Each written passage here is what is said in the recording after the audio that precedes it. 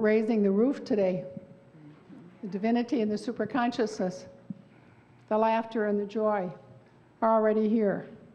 This is the day the Lord has made. Let us be glad and rejoice in it.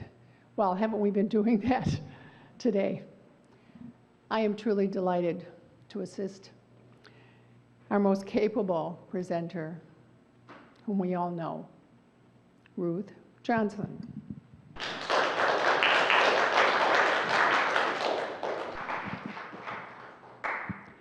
As a longtime practitioner of unity principles, but more importantly, one who lives them day by day, Ruth is a serious student of metaphysics. Also has studied for years Jewish mysticism. I think Jesus studied that and lived that as well. Like other members among the congregation, she has practiced shamanic and earth-based rituals, honoring our sacred Mother Earth. Those of you who have conversed with Ruth over the years know that she displays a very easy laughter. She likes to have fun. She likes to have other people have fun. She doesn't take herself so seriously. Isn't that why angels fly? Do you know that she's a musician? She plays the piano and the guitar and the harmonica. With Dr. Patty Townsend, she has co-written a book entitled Whole, W-H-O-L-E, which everyone is striving for, and which unity helps us to become closer to and to live more readily. Now, Whole is a story about two talented people who lose their way, and then they each began a journey that leads them to the mother within. Think about that a moment. The journey that they were put on by the superconsciousness, by their superpowers, led them to the mother within. That fits Ruth in a variety of ways and modalities. Ruth, as you know, is very a passionate person, passionate about life, about her family, about her friends, about animals. And she's also passionate about presenting serious, inspirational ideas in a fun and playful manner so you can remember them with your body, with your mind, with your heart, with your spirit. So I know you're already prepared to enjoy Ruth Johnson as she talks about what's your spiritual power, what's your superpower, Ruth. Thank you, Judy. That was wonderful. And choir, didn't our choir just rock it today? Just unbelievable. And you know, this was, I think I need my eyeballs, don't I? Yes. I have x-ray vision. I just can't read without my glasses. So what a great day for this topic. And I have to say, when Diane first approached me about was I available to talk on the 2nd, and I thought, well, 2-2, well, that's a nice number. Sure, I'll do that. And I didn't have a clue how momentous this day is. I spent no time thinking about that it was 2-2-2020. And I know in somebody's area of expertise that means something. I didn't think about the fact it was Super Bowl Sunday, go Chiefs. And it's Groundhog's Day. So, wow. And, you know, so I think the universe was sort of conspiring to help me fix a bowl of superpower and pass it around, share it with everybody.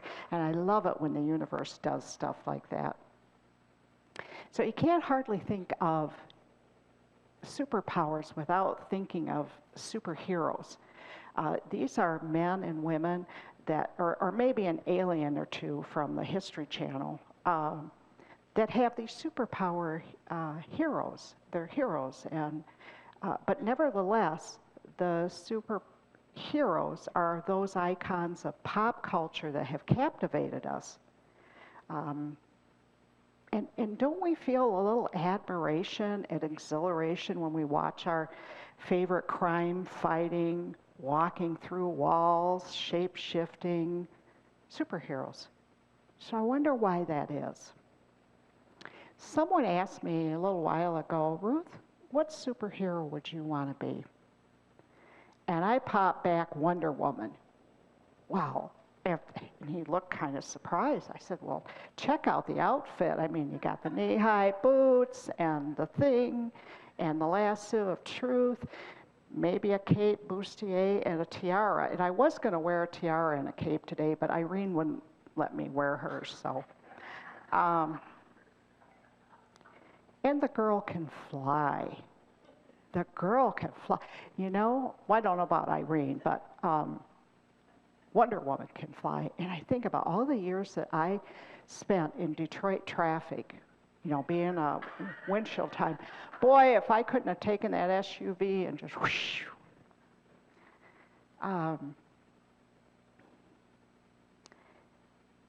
So anyway, I've mentioned Irene because she's really my mother within.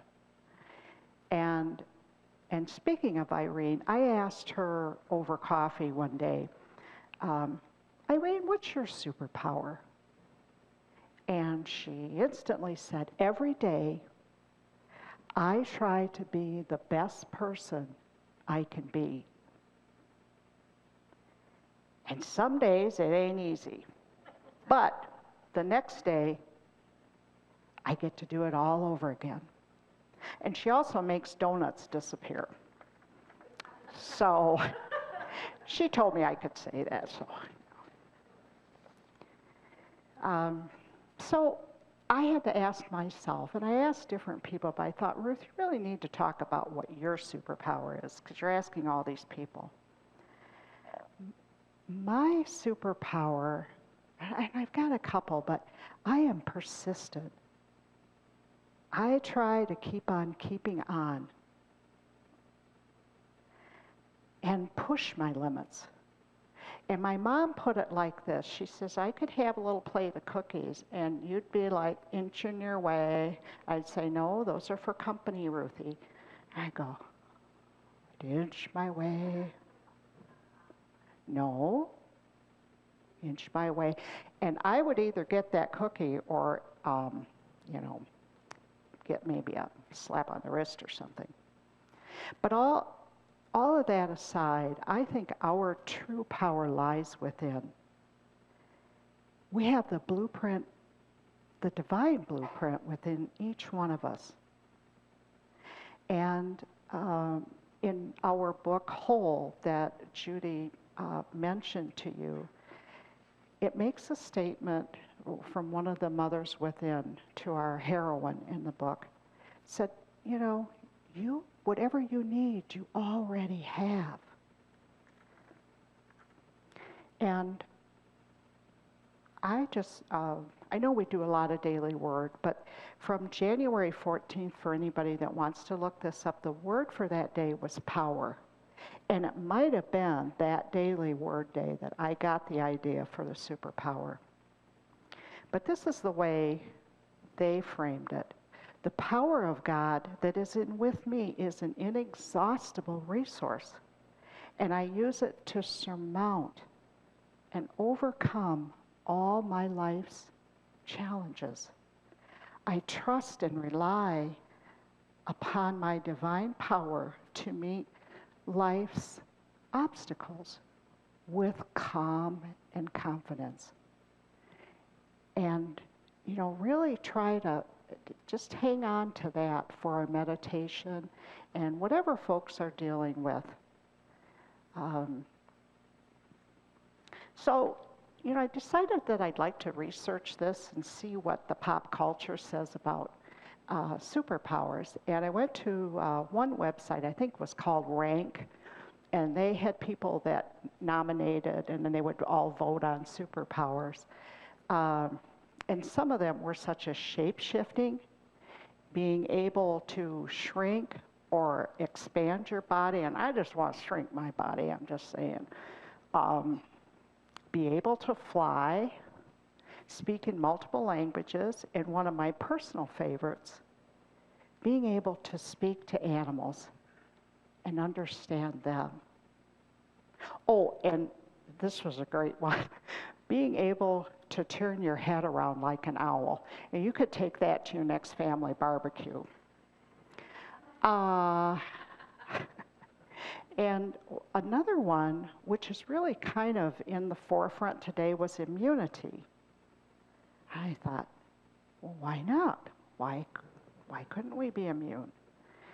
But the number one superpower, at least at that time, was healing by a big, large majority. And that tells me that there's a need for that. I believe that there are metaphysical equivalents to these powers. Well, here's my take. For example, shape-shifting. Especially as Unity people, we reframe any situation by using the tools of gratitude and love, affirmation and denial. Or, maybe there's some days we're just not at that loving it happy thing yet.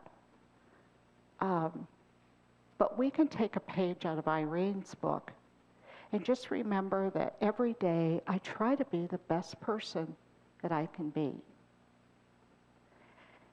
And we can use shape-shifting as your way out of fear of appearances, such as lack or chaos. And Irene is often quoted as saying, everything is in divine order, and it will all work out just how it's supposed to. And I do think that prayer is one of our greatest superpowers. Prayer is the most tender point of connection with you and God. And just be aware that there are people praying all over this world from different faiths, but they're all in that prayer consciousness across our lovely planet. And I'm going to invoke Spider-Man at this point, because I believe that this corporate prayer of all of us, desiring better conditions for people, higher consciousness, it creates a kind of a web of connection into the spiritual realm, like spidey senses, right? Manifestation comes behind wisdom, faith in things not seen. I don't know exactly how this works. In fact, I don't know how it works. But I truly know that it does. I have experienced miracles. Some of you who know me well know that I had this gorgeous piece of property and a house, and I decided a couple of years ago, I really want to sell this. I want to downsize. I want to travel, yada, yada. But the market was not good. And I hired a person that was going to try to sell it, and nothing was really happening. And I got my hips replaced, and people tried to help me, and I just said, God, I need a miracle. Send me someone. Send me an angel. Send me someone who will love this place as much as I do. And some people on the spiritual thing, they get everything right away. And me, I kind of, I have to kind of let it simmer for a while. And in 2 days, I thought, I've got to have a sale. So I contacted somebody that helps with that.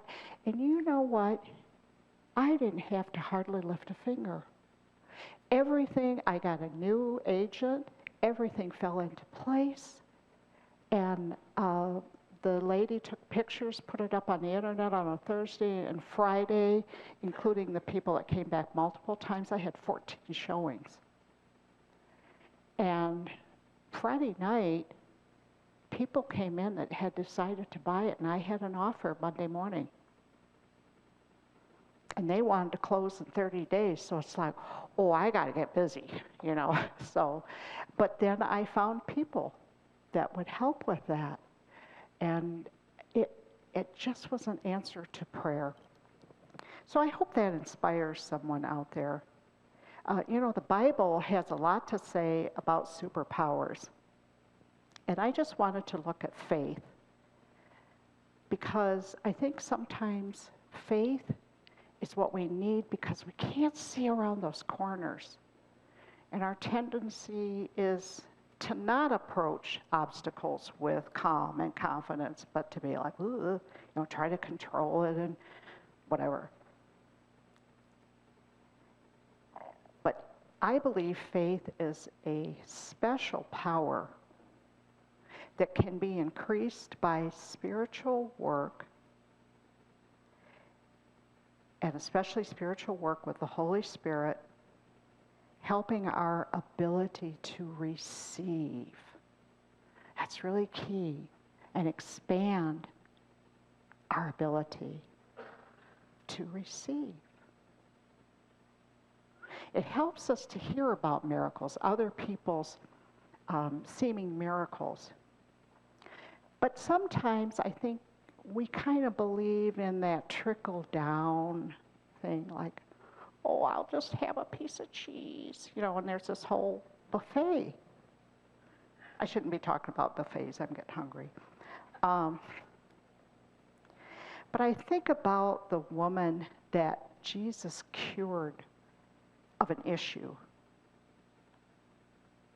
of blood. That was a pretty serious thing back in the day, and it would be for today too.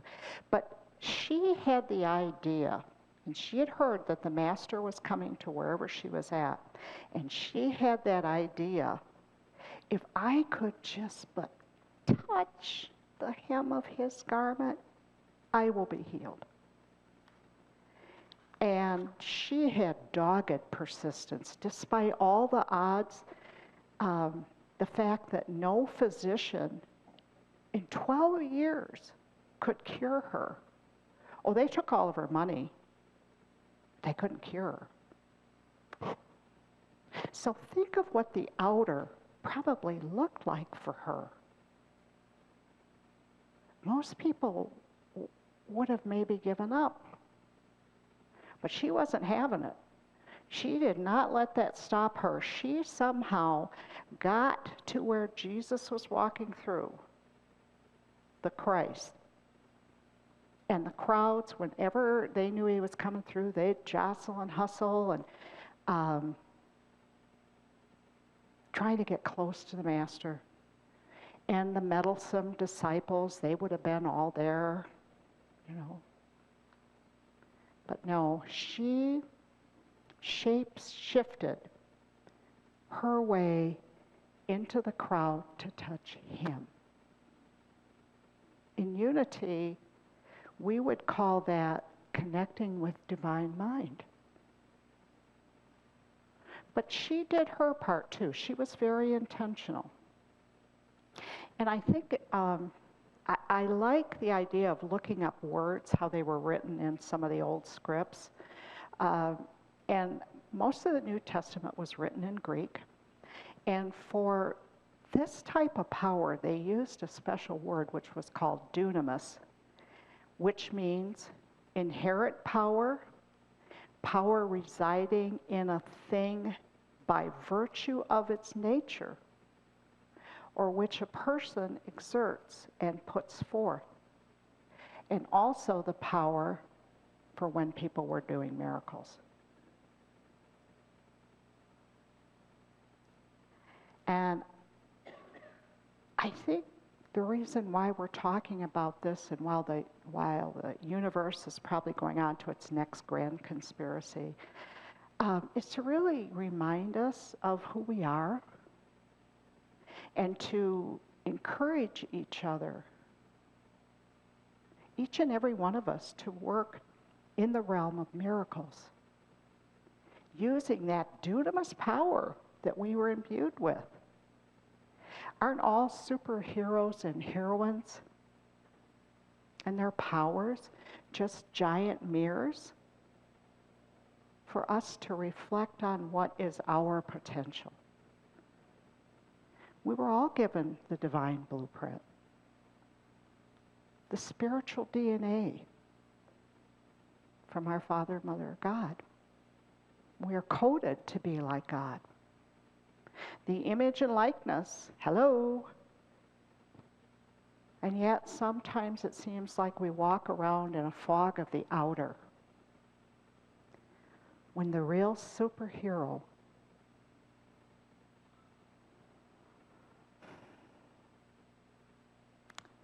is within, waiting to help us every day become better and better. Kinder, more loving, more intentional and wiser about the things we think and do and say. The Bible tells us whatever things are true, whatever things are noble, whatever things are just, whatever things are of good report, if there is any virtue, and if there is anything praiseworthy, meditate on these things. And I think it's great we're having birthday cake today to show our love and appreciation for our people. And we need physical food, but we also need each other. And, you know, some people have different powers. I might not have the gift of healing, but somebody else does, and vice versa. And I'm the person who'll say, well, have you tried it this way? You know, just give it another try. And the point is that together, collectively, we have all these powers. And each day, let's help each other to pray, be intentional, build each other up in the spirit of tikkun olam. Tikkun olam. I know when I've talked here before, I've used that term. And it's a Hebrew saying. Olam is always the world, but it means repair of the world. And I think a lot of people from the Abrahamic traditions might think that the universe was finished on the seventh day, but according to the sages, it wasn't. And that the Creator really made us to help. It's really, we always refer to it as a hymn, but it's beyond our scope of understanding. But let's just think about that and take that into to the week. And I know James here has the power of fixing stuff. That's why you're here, right? Seems like it some days. So I hope this has blessed you, and I just want to thank you for the opportunity. Thank you for coming and spending your Super Sunday with us here at Unity. God bless you all. Thank you so much.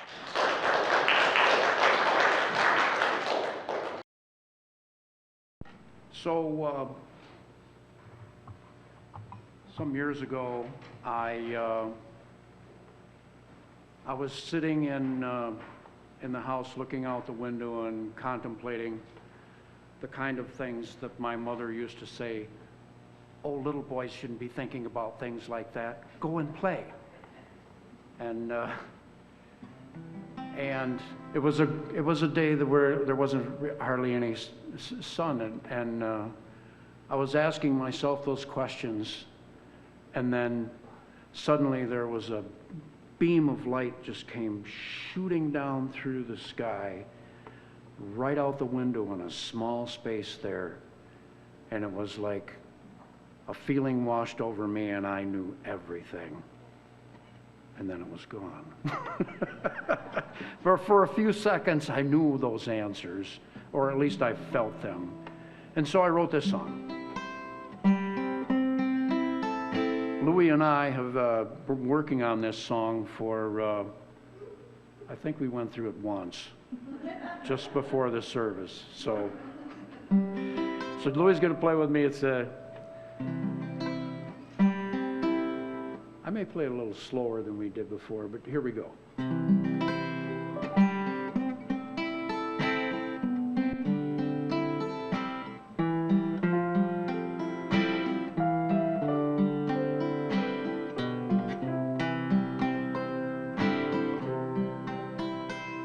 When I seek to capture the moment, find I can only grasp at the past.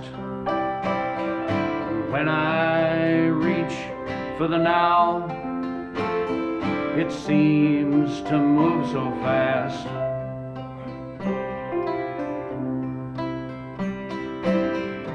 In a search for my higher self, sometimes at the brink are already there.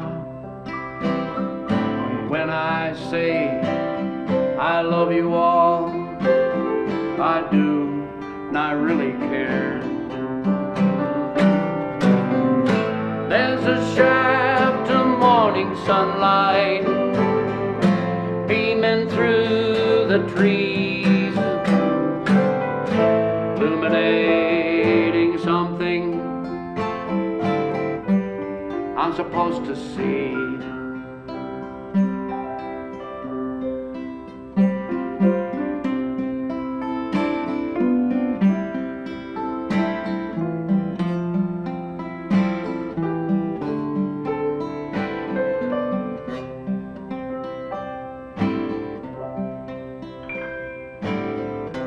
All the things I feel a need to say won't be wasted on feet of clay. No perfection in myself I seek at times points out where I'm wanting and weak. There's a shaft of morning sunlight beaming through the trees, illuminating something I'm supposed to see.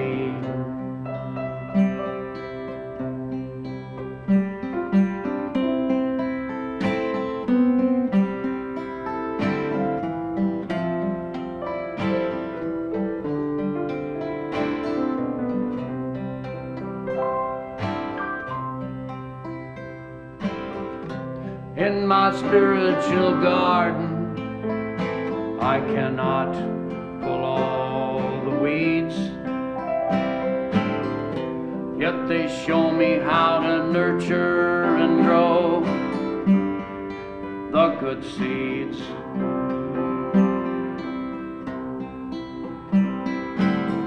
Is something missing from my glass fragile beliefs that faith firmly holds over the tile floor of doubts repeats? There's a shaft of morning sunlight beaming through the trees, illuminating something I'm supposed to see.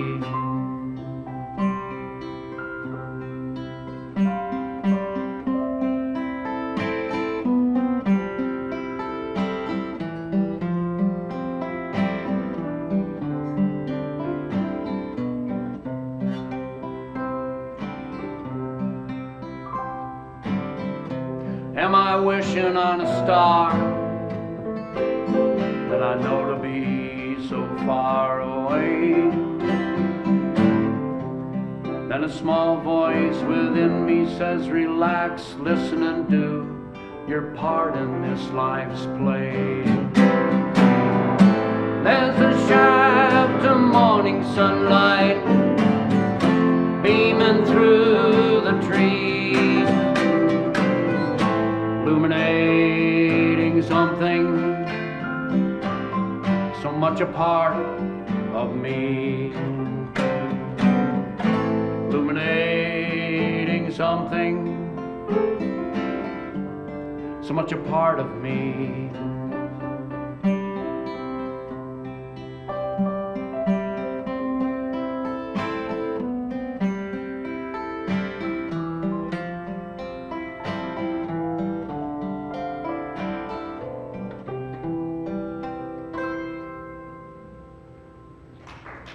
you, thank you. Thank you. Louis.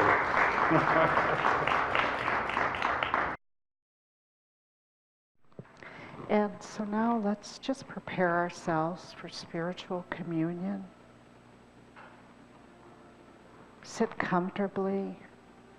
Feel yourself supported by your seat. And be at ease. Be at peace. Feel yourself supported by all those around you.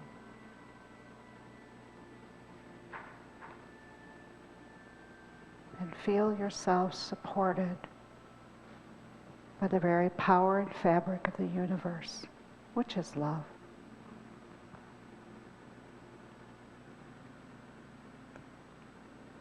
Breathe in and out for just a moment and enter the garden.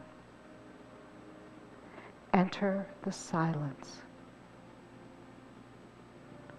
Breathe in the very breath of God, which is love, gratitude, forgiveness, and whatever you need.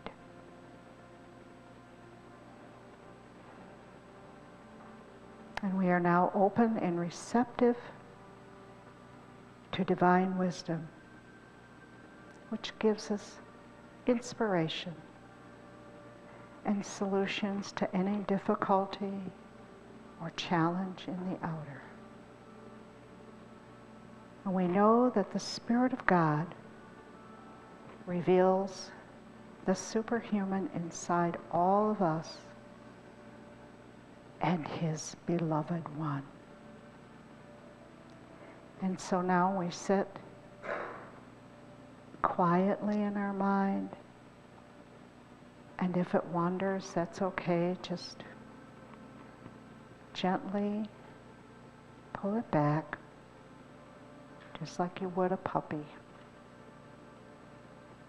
And listen in the silence for the whisper of the Holy Spirit. For a moment, open and receptive.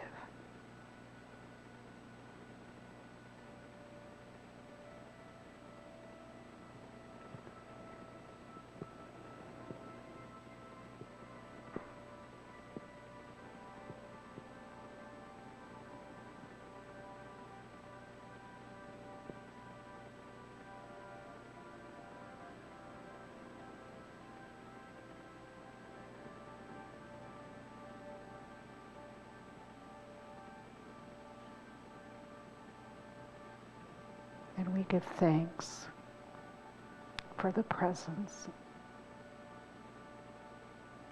And we express our gratitude as we just gently, so gently return.